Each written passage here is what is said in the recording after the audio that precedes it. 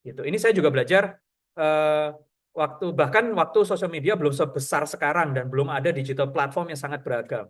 Itu saya belajar soal persona ini. Jadi saya mau muncul seperti apa tampilan saya gitu.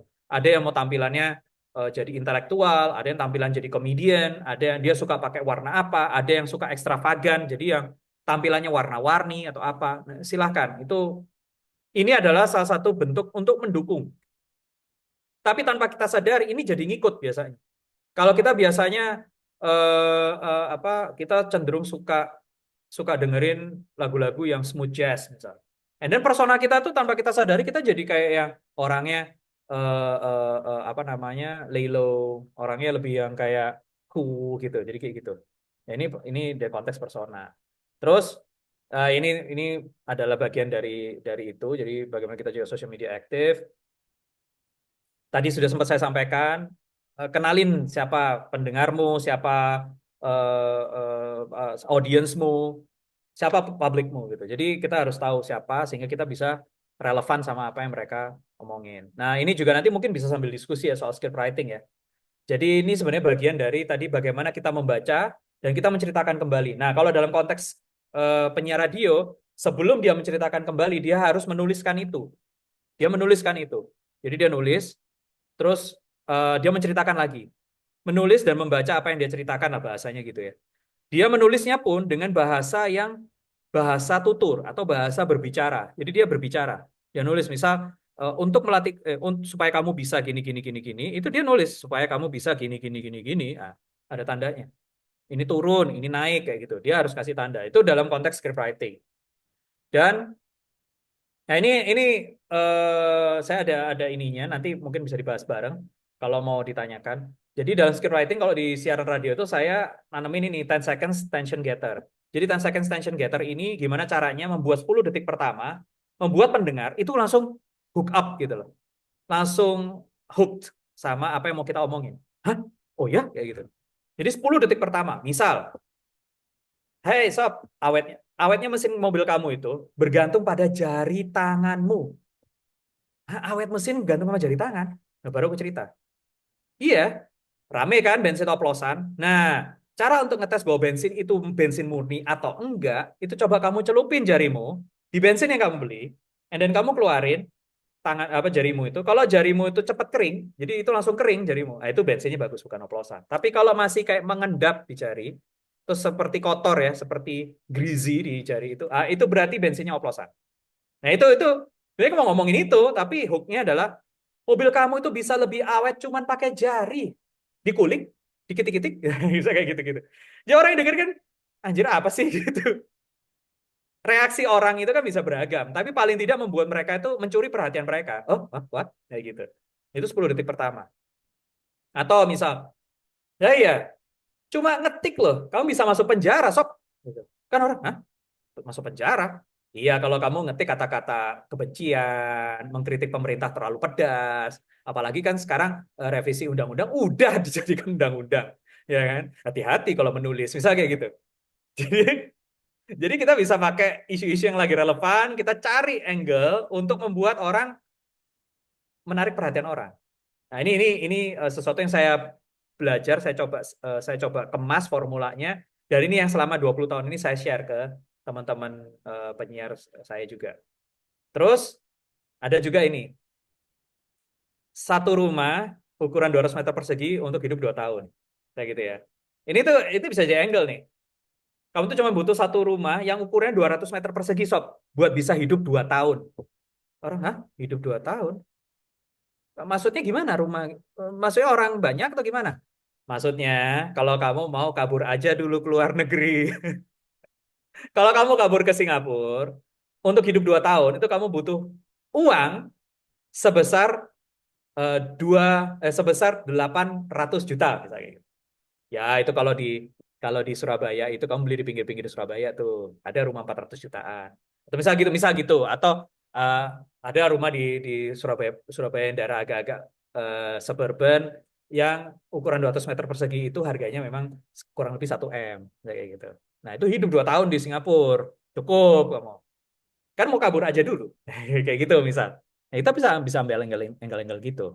Jadi itu adalah apa cara-cara yang bisa kita terapkan, yaitu 10 second tension getter untuk konteks bersiaran. Tapi bisa nggak itu diaplikasikan dalam konteks public speaking atau forum? Bisa, bisa. Nanti kan kita harus mengemas lagi.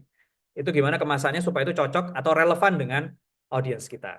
Nah, ini kan kalau kalau ada teman-teman dengan ekspektasi ada teman-teman yang mendaftar apa ya kita kan bisa share juga peluang kerjanya ya. Jadi sebenarnya kalau peluang kerja untuk seorang voice over penyiar radio, sorry, penyiar radio, public speaker, and then biasanya sekarang menjadi voice over talent, voice artist. Terus sebenarnya yang dicari yang punya warna vokal yang unik nih. Terus persuasif itu penting, persuasif. Karena sekarang itu kalau untuk iklan ya, saya kemarin juga baru ngerjain iklan. Kita harus persuasif tuh. Kalau kita tidak terdengar persuasif, orang nggak trust juga. Gitu. Sekali dengerin aja belum kuat gitu. Biar harus frekuentif kan berapa kali dengerin. Nah, itu makanya kalau di konteks iklan radio itu biasanya diulang berkali-kali itu biasa dalam satu hari supaya itu bisa kena ke orang. Tapi kitanya sebagai voice talentnya harus persuasif. Terus naratif itu penting. Adaptif yaitu menyesuaikan dengan seperti apa audiensnya. Kalau misalnya kita jadi voice over untuk sebuah produk, produknya kayak gimana? Kita harus bersuara seperti produknya. Misal image-nya Nike, misal. Nike itu sounds sports and lifestyle. Ya, kita harus terdengar seperti orang-orang yang berada di representasi itu. Kayak gitu. Jadi kurang lebih begitu sih kalau dari saya, Kak Dewi, Kak Kalista, Kak Mita, dan Kak Rosid. Thank you. Saya stop share ya. Boleh ya, Kak ya? Gimana Kak? Oke. Oke, sip. Thank you, Kak Kalista. Pak. Thank you, Wah, thank you. thank you banget. Apa-apa, daging banget. Ini Wah, aku relate sih dari yang Kak ceritain kayak dulu awal aku join jadi MC itu iya. sebenarnya karena situasi yang tidak terduga. Jadi dulu itu di kerjaan di ex company tempat aku kerja, itu satu tim itu laki-laki semua dan aku sendiri bunganya. Jadi kebetulan kami itu kan adalah perusahaan yang sebagai main dealer sepeda motor Honda. Jadi Iya, iya. main dealer sepeda motor Honda itu kerjasama dengan AHM. AHM kan Iya, pusatnya tuh. betul. Betul. Jadi kami main dealernya untuk pembagian ke daerah Aceh, Pekanbaru, dan Batam. Jadi seluruh Aceh, Pekanbaru, dan Oke, Batam oke, itu oke. dipegang sama perusahaan ini, ex company. Iya. Tiap meeting itu digabungin lah semua yang punya bengkel. Jadi bengkel resmi Honda itu kan namanya AHAS. Ya. Jadi setiap tahun itu ada namanya rapat kerja. Jadi evaluasi hasil tahun sebelumnya, kemudian target di tahun ini gimana gitu. Jadi selama ini MC-nya itu laki, padahal pemilik ahasnya itu laki semua. Jadi kan mereka kan ngerasa, aduh, udah nengok jeruk, udah aku jeruk, nengok jeruk lagi kan gitu. Kok nggak ada Nengok bentuk jeruk. lain sih Iya, gitu. iya, benar, benar, benar. Jeruk makan jeruk ini. Iya, iya. Jadi tiba-tiba, Kalista katanya, ya gimana Pak? Ini kebetulan ketua timnya sih yang ngajak aku. Iya. Dia bilang, kamu kan perempuan tuh katanya. Iya, perempuan tulen kan? Ya iyalah Pak. Jadi gimana? Kenapa? Apa kaitannya saya perempuan tulen apa kagak? Gitu saya bilang kan. Terus dia bilang, pernah nge-MC nggak? Katanya. Enggak. Nengok orang takut nggak? Ya enggak, Bapak kan orang. Saya bilang Iya. gitu. Jadi terus katanya, nge-MC ya? Hah? Kaget dong. Anak yang belum pernah jadi MC, tiba-tiba disuruh MC resmi, MC di rapat meeting yang isinya direktur semua, sama pemilik AHAS semua, yang maksudnya orang-orang tua, yang usianya udah di atas aku semua. Ini gimana cara ngomongnya? Gimana? Sampai di saat itu, cuman aku itu orangnya yang mau take challenge sih Kak. Jadi ditantangin orang, ya udah, ayo gitu. Sejauh mana aku bisa melangkah gitu. Ya udah latihan. Jadi sebelum acara meetingnya kan kami ada persiapan dulu tuh, persiapan, latihan. Jadi selama persiapan mereka habis rapat itu langsung disuruh latihan DR jadi MC. Kalista coba bawain kayak gitu.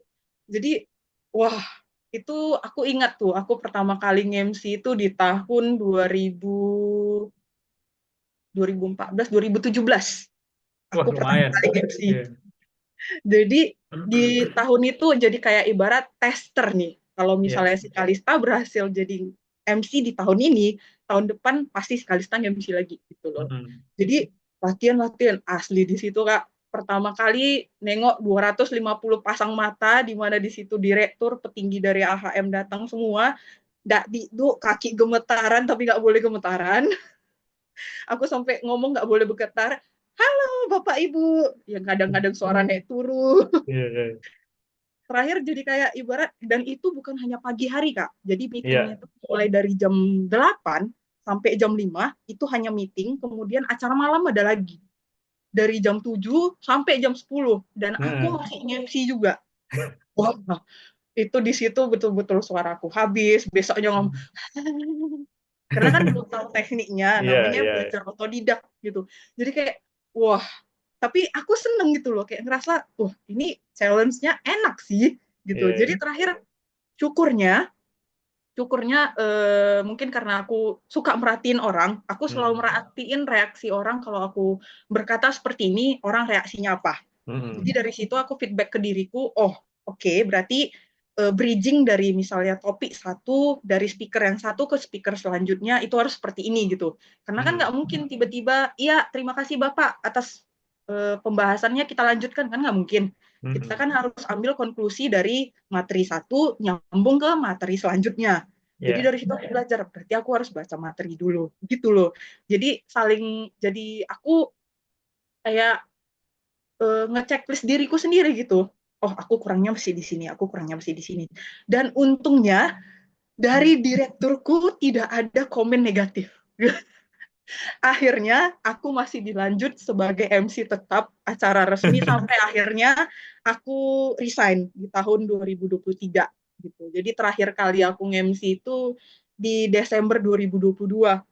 Di situ mama udah sakit Oh, sih, iya, mama iya, udah iya. stroke. Jadi kebetulan kami acara meeting, tapi di situ aku jadi panitia juga, aku yang buat budget, aku yang nyelesain semua, aku buat budget, aku buat undangan, aku buat ngurus hotel, catering segala macam, dan aku masih jadi MC juga. Jadi aku panitia Palu Gada, aku lu cari pasti ada itu. Jadi si sok sibuk lah gitu. Jadi aku relate sih kayak misalnya, dan biarpun udah biasa MC masih deg-degan nggak, Iya, karena iya. aku juga dijadiin MC acara gathering di kantor gitu. Jadi kami Mm-mm. ada acara karyawan, ikatan karyawan. Jadi acaranya kan formal, nggak formal tuh kalau MC Betul. meeting kan bapak ibu.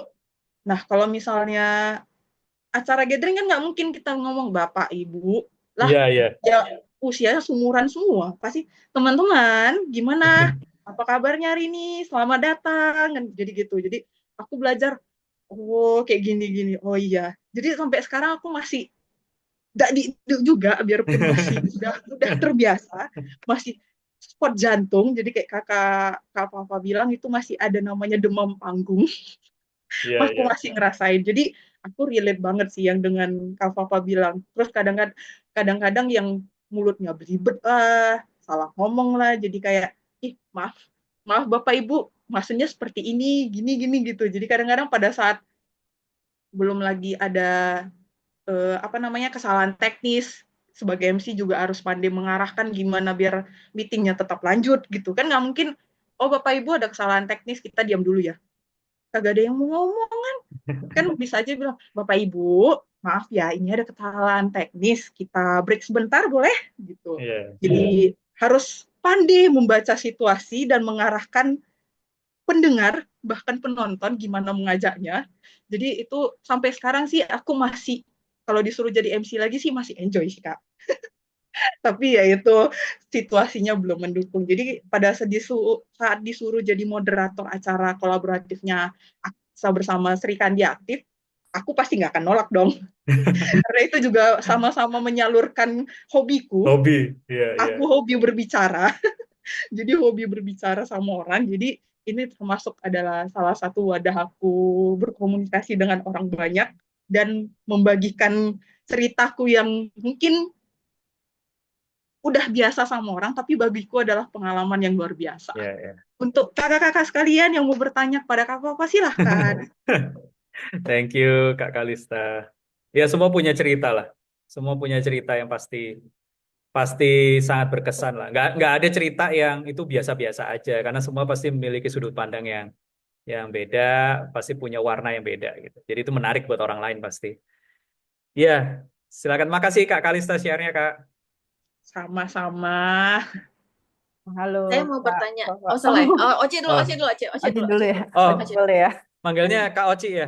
Iya, Iya, em, silakan Kak. sebenarnya kalau dari pengalaman berbicara, emang dari kecil tuh senang berbicara. Terus sempat jadi kayak MC berbagai macam acara gitu, kayak formal, non formal, sampai MC anak-anak juga pernah.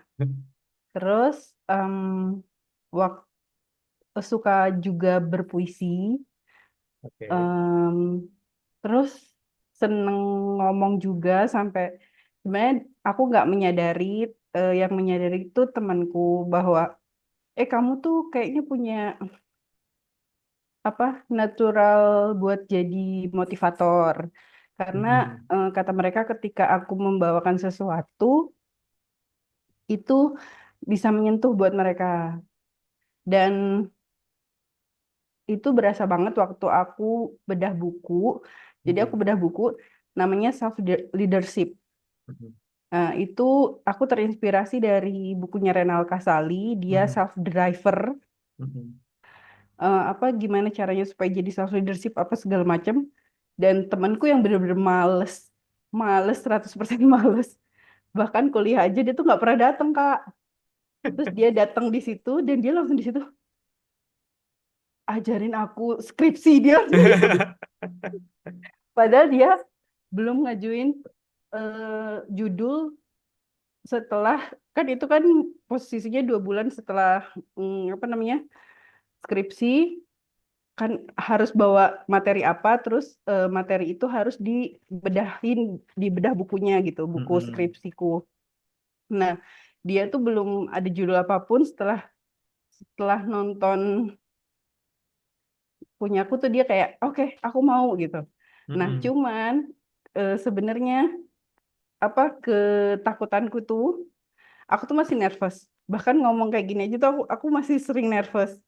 Jadi tuh kadang aku nulis tuh aku selalu hafalin poin-poin Mm-mm. apa yang harus aku bicarakan karena aku juga punya pemikiran yang lompat-lompat. Ah, ya, ya, ya, ya. Nah, jadi aku harus tulis poin-poinnya. Terus kayak gini ngomong aja kayak masih bergetar gitu. Nah, itu gimana sih Kak Fafa supaya ngomong tuh nggak bergetar gitu? Karena aku kadang kenapa ya bergetar aduh. Iya, iya, Kak. Iya, Kak Oci. Paham, paham, paham, Kak Oci. Iya, menarik ya, living minds ya.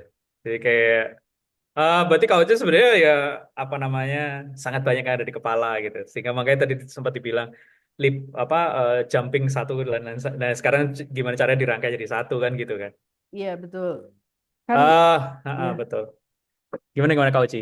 Ya karena aku tuh kan tertarik sama dunia psikologi. Jadi aku memang kayak Hmm. sering sharing tentang soft skill, Hmm, self hmm, hmm, hmm. awareness, Ya, ya, apa ya, ya. self love kayak gitu. Emang sering ngisi, cuman tuh kadang ya ya gak meskipun sering ngisi dan sering berbicara di depan orang bahkan ratusan orang juga pernah, cuman tetap aja gitu kayak masih masih nervous, terus masih yang Ya. bergetar gitu suaranya. Nah, itu tuh apa ya? Apa emang harus belajar teknik berbicara gitu? Ya. Ini kita sharing ya. Saya bukan mentor ceritanya di sini. Sharing aja. Em, tapi nggak tahu ini saya bisa salah, saya juga enggak. Jadi kita itu nervous karena kita merasa kita belum cukup siap biasanya gitu. Even kita sudah siap pun kita masih nervous karena yaitu misalnya kita rasa oh apa yang sudah aku siapin ya. Terus kemudian siapa yang aku ajak ngomong ya? Nanti seperti apa ya ininya acaranya ya? Aku harus tahu nih. Mungkin mungkin preparasi. Preparasi itu kan secara psikologi membuat kita paling tidak merasa lebih siap ya secara teknis. Tapi kemudian terus kadang masih ada kurang gitu. Rasanya kita masih kayak "Ah, tapi aku kurang nih kayaknya nggak ini deh, kayaknya nggak itu deh gitu." Ya itu sebetulnya lebih kepada mungkin kita yang merasa bahwa kita masih kurang terus, dan sebenarnya itu hal yang lumrah. Itu menandakan bahwa kita masih memiliki sense of apa ya namanya bahasanya, humbleness ya. Jadi kayak kita masih tahu bahwa kita itu tidak lebih baik dari orang lain gitu loh. Jadi ya kita sama-sama manusia, sehingga it's okay untuk feel nervous gitu. Cuma memang harus segera diatasi.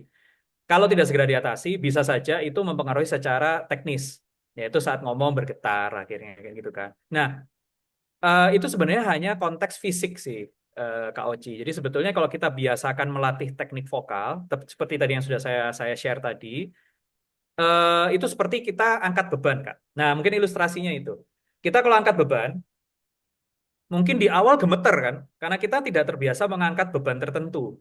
Tapi kalau kita biasa angkat terus, lama-lama karena repetisi, otot kita semakin kuat. Akhirnya jadi biasa tuh ngangkat segitu. Nah, itu ilustrasinya. Jadi mungkin saya analoginya begitu. Sama dengan kita berlatih vokal. Berlatih vokal itu kalau kita latih terus, kita jadi lama-lama jadi tanpa kita sadari, kita secara teknik vokal jadi lebih baik biasanya. Nah itu eh, kita bergetar itu karena kita satu, bisa jadi kita pakai pernafasan dada. Kan tegang kan, deg-degan kan, deg-deg, gitu. Terus kita pakai dada. Terus kita ngomong akhirnya kita tidak menggunakan otot perut sehingga suara yang keluar juga bergetar di tenggorokan. Sehingga kita ngomong selamat pagi, jadi suaranya nggak bulat gitu loh. Mm.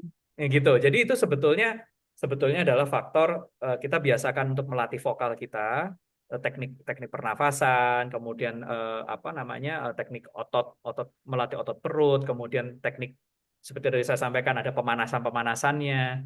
Sebenarnya nanti banyak. Nanti Kak Oci kalau misalnya butuh lebih banyak, saya bisa share lebih banyak gitu. Karena banyak banget sih Kak. Kalau terlalu banyak kita juga jadi nggak maksimal kan. Karena saya berpegang pada prinsipnya Bruce Lee. Mending berlatih satu jurus 1000 kali daripada berlatih 1000 jurus satu kali. Jadi mendingan kita jurusnya satu aja, tapi dilatih terus lama-lama mateng kan kitanya kan. Nah itu kenapa tadi saya pakai analogi, itu ada berpengaruh pada fisik, makanya analoginya adalah angkat barbel, angkat beban. Kalau biasa lama-lama biasa Kak. Jadi tadi semua yang sudah saya berikan materinya itu bisa dicoba dilatih di rumah. Nanti kalau misal ada yang mau ditanyakan lagi monggo, bisa mungkin japri saya atau apa silahkan nanti kan kontak saya bisa saya share nanti ya. Jadi Kak Oci bisa Ya. itu. Terus saya rasa sih sebenarnya dari sisi preparasi Kak Oci sudah lebih dari sekedar siap menurut saya. Karena kan Kak Oci sudah biasa tuh di depan ngobrol depan orang banyak ya. Jadi otomatis Kak Oci juga secara alamiah juga sudah berlatih untuk mempersiapkan segala sesuatunya. Supaya saat mempresentasikan apapun itu Kak Oci sudah merasa lebih siap. Dan saya yakin 100% Kak Oci tidak pernah ada dysfunction di situ. Jadi sebenarnya sudah jalan. Tapi ini kan sebenarnya konteks bahwa Kak Oci sebagai manusia menyadari bahwa ya aku ini masih ada kurang gitu loh. Terus aku ini berada di sebuah domain publik yang tidak umum buat aku. Nah, biasanya kan gitu kan, Kak. Jadi kan kita merasa di tempat yang asing kita jadi sangat deg-degan, sangat gugup dan sebagainya sehingga muncul rasa takut dan sebagainya. Tapi kalau kita secara teknis kita sudah berlatih dan itu menjadi biasa, jadi bahasanya muscle memory, kita udah biasa, itu paling tidak sudah terkikis sedikit hal-hal seperti itu. Karena saya sih lebih berfokus kepada saat Kak Oci berbicara depan umum, suaranya tidak bergetar. Tapi Kak Oci kalau sudah ngomong lebih dari 15 menit, biasanya Kak Oci udah biasa suaranya, sudah tidak bergetar. Sebenarnya agak lucu ya, karena kan kalau dulu itu selalu tatap muka. Mm-mm, Jadi betul. kita lebih enak gitu, pandangannya luas gitu kan. Iya, iya benar, benar. Pandangannya luas, kita bisa memperhatikan banyak orang Iya, sekaligus gitu kan. Jadi kayak kita betul. bisa fokus ke si A, si B, si C gitu kan. Jadi kita Iya, lihat ekspresi mereka tuh, oh terbawa nggak gitu kan sama omongan kita gitu kan ya. yes, yes. But in real life sekarang ini gitu kan, kayak sekarang kita ini Iya, webinar itu kan kita nggak bisa lihat ekspresi orang kan, bahkan iya, di view aja kayak terbatas gitu. Nah iya, itu aku ngerasanya sekarang tuh masih agak susah setelah em, pandemi ini gitu. Jadi setelah iya, iya, pandemi ini karena nggak bisa lihat orang langsung dan ketika berbicara kan, kalau misalnya kayak aku kan suka ngeliat ke sekeliling gitu kan. iya, iya, Nah itu padahal kita harusnya natap kamera gitu. Nah itu iya, kadang betul. tuh bikin gitu. Iya, iya, iya, betul, betul sih Kak. Emosinya tuh jadi kayak lo kayak emosi ke sendiri jadi Iya, nggak iya, ngerasain emosi audiens gitu. betul, betul, Kak. Ya memang apa namanya conversion ini apa dari yang biasa kita ketemu orang terus kita berubah menjadi sekarang ada virtual meet itu memang merubah cara public speaking sih sebetulnya. Jadi sebenarnya ini pun juga ada ilmunya. Saya juga belajar juga waktu saat kita sudah kena pandemi itu semuanya harus pakai virtual meet ya. Jadi memang kita harus lihat ke kamera dan itu tidak menyenangkan memang. Cuman orang harus lihat wajah kita kan. Nah, berarti kita harus memposisikan bagaimana caranya posisi kameranya tepat di depan mata kita. Saat kita melihat ke bawah pun, saat saya sekarang langsung melihat wajahnya Kak Oci. Tapi saya tidak terlalu terlihat seperti tidak melihat ke kamera. Itu kan ada posisi itu namanya positioningnya. Nah, karena Kak Oci juga biasanya punya apa namanya distraction focus gitu. Misalnya kalau pas public speaking yang benar-benar depan orang banyak dan itu ketemu secara fisik bisa gini. Benar, itu memang membuat kita jadi lebih rileks, Kak. Kalau kita gini, itu kita jadi lebih intens. Karena kita harus fokus kan ngelihat ke mereka dan kita tahu mereka ngelihat ke kita. Dan kita sebagai manusia sangat-sangat wajar saat kita feels insecure. Karena kadang-kadang kita feels insecure, suara kita kedengaran dengan jelas nggak? Terus kemudian apakah saya sudah terlihat oke di depan kamera? Gitu. Itu wajar loh. Kan ada yang kayak gitu, yang misal I'm good with left angle, I'm not good with right angle, misal kayak gitu. Terus, wah tapi aku harus lihatnya gini gitu. Jadi kadang-kadang tanpa kita sadari, alam bawah sadar kita itu mengeluarkan sinyal kalau kita ini feels insecure, kalau kita kayak gini. Nah cuma memang itu harus segera kita atasi. Nah, diatasinya salah satunya adalah dengan tadi secara teknik. Ya. Secara teknik harus dilakukan latihannya sehingga paling tidak suara kita terdengar lebih bulat gitu. Jadi tidak terlalu bergetar. Kalau bergetar itu biasa pakai dada soalnya. Iya, pakai Terus dada. benar Iya, pakai dada. benar. Itu harus pakai perut tuh. Jadi supaya tidak bergetar itu. Terus kedua, nah ini mungkin saya sharing ya. Jadi yang saya belajar juga posisi kamera itu mungkin saya juga masih belum bagus-bagus amat ya. Ya seperti yang kita lakukan sekarang. Jadi sebenarnya mungkin KOC ini posisinya bisa agak sedikit lebih tinggi daripada kameranya laptop. Ini kan KOC pakai Oh, laptop. iya. Nah, gitu ya. Sehingga dia akan langsung eye to eye. Bisa eye to eye. Terus kalau kita ngomong dalam ini kan forumnya kecil ya, kita bisa lebih intim jadi ngobrolnya. Jadi nggak terlalu masalah ya. Tapi kalau dalam sebuah forum yang besar, kalau kita terlalu eye to eye, kita jadi kayak common, jadi biasa. Nah, kita harus agak sedikit lebih tinggi dari mereka, posisinya ya, maksudnya, posisinya. Jadi, kadang itu gini, kadang kita bisa ngelihatnya agak nunduk. Ini saya posisi, karena saya posisinya pas, udah eye level. Nah, kadang itu kita bisa duduk lebih tinggi, kameranya agak ke atas gini kan akhirnya kan. Otomatis kita kan kelihatan agak lebih wide karena kita dilihat dari bawah gini. Nah, kita posisi di atas gini soalnya. Ya toh, agak gini gitu ya. Misal kayak contoh, ini mungkin saya giniin aja deh. Saya gini, misal gini. Nah, gini. Ini. Nah, ini posisi ini yang pas. Kalau gini, saya terlalu mendominasi. Ini saya too dominant. It's not nice. Jadi saya harus gini, segini paling enggak. Nah, gini posisinya. Jadi saya ngomong itu, saya ngelihatnya agak turun gini. Tapi audiens yang melihatnya itu jadi kayak, oke, he's the speaker. Gitu. Jadi aku harus lihat dia. Gitu. Kayak kalau saya common gini dalam domain yang luar biasa banyak orangnya, saya akan terlihat biasa dan terdengar common akhirnya. Jadi makanya itu ada hal-hal yang memang secara sekarang ini perlu kita ketahui sih itunya ya apa triksnya lah. Saya bilang triksnya makanya karena saya bilang ini kan saya share ya yang saya belajar juga beberapa waktu lalu nggak terlalu lama kok. Saya juga belajar juga itu Kak. Jadi KOC ini punya kelebihan di menggerakkan hati orang. Itu sudah